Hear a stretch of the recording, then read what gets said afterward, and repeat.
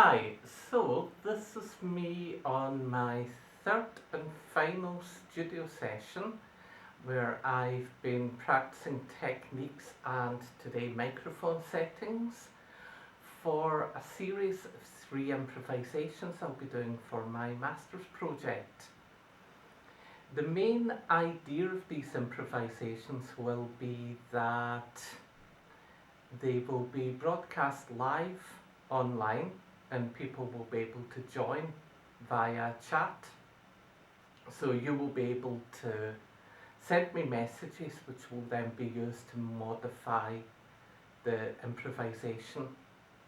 Essentially, I'm looking to create a different model for group improvisation which includes multitudes of people, as many of them want to get involved as possible. Because as soon as you're telling me how I engage with my improvisation, then you are essentially a partner in the improvisation, even if you're not playing. This is to some extent a case study, an example of what I want to study when I go on to do my PhD, which will be to look at how we can begin to create aesthetics of liberation, or liberation aesthetics if you want to call it that. So the idea will be that it is a form of creating art which is based around considering ideas of labour and the work ethic. So a lot of art that we engage with expects you to do some work as a part of it. It may expect you to read a plaque so you understand a difficult piece of work, or in the case of some pieces of work, like Thorese's Portrait of Ross in LA,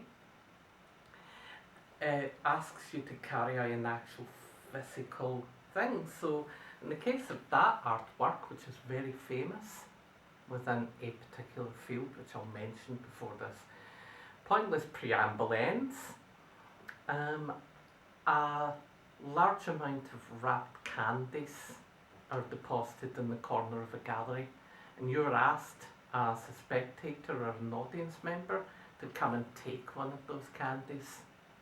And through doing so, you enact the slow disappearance of a human being and death, the slow decay of AIDS, which is one of the main themes of Thorese's piece. This formed a central study within a field of aesthetics called relational aesthetics, which asked that we view artworks not in terms of their how commercial they may be or in terms of their artistic qualities, but in terms of what they mean for the interactions between individuals and the individual experiencing the artwork and the artist. I want to take these ideas and explore what I think are some failings within the system. So the system still relies on some element of work. So with the Therese, you'll be taking a piece of candy, and my argument would be that in taking that piece of candy, you're being asked to create the artwork through your own labour. Your labour is taking the piece of candy, and the artwork doesn't have meaning without you doing that. You enact it and you create the artist's meaning, the same way that you would create meaning with it by talking about or thinking about the nature of difficult artworks. And I think the idea of relying on labour of other people, the unpaid labour of other people, is problematic. I think it's also problematic that the theorist, whose name I'm not going to attempt to pronounce, who wrote first firstly about this theory, speaks about the need for work and the laziness of audiences who don't engage critically with difficult artworks. So I want to try and work around these kinds of problems with relational aesthetics and bring them more explicitly into a Marxist and anarchist space.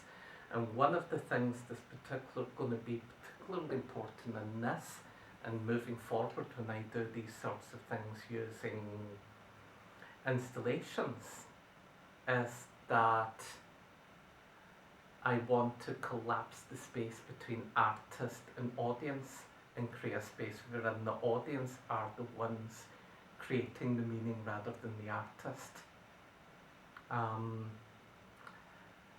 There's an awful lot of theory that hides behind that, and there's no point talking about that just now. I just wanted this to be a little preamble and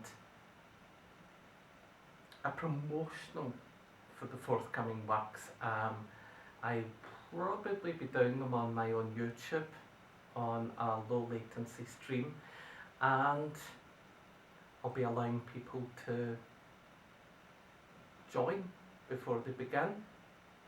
Thank you very much. Bye.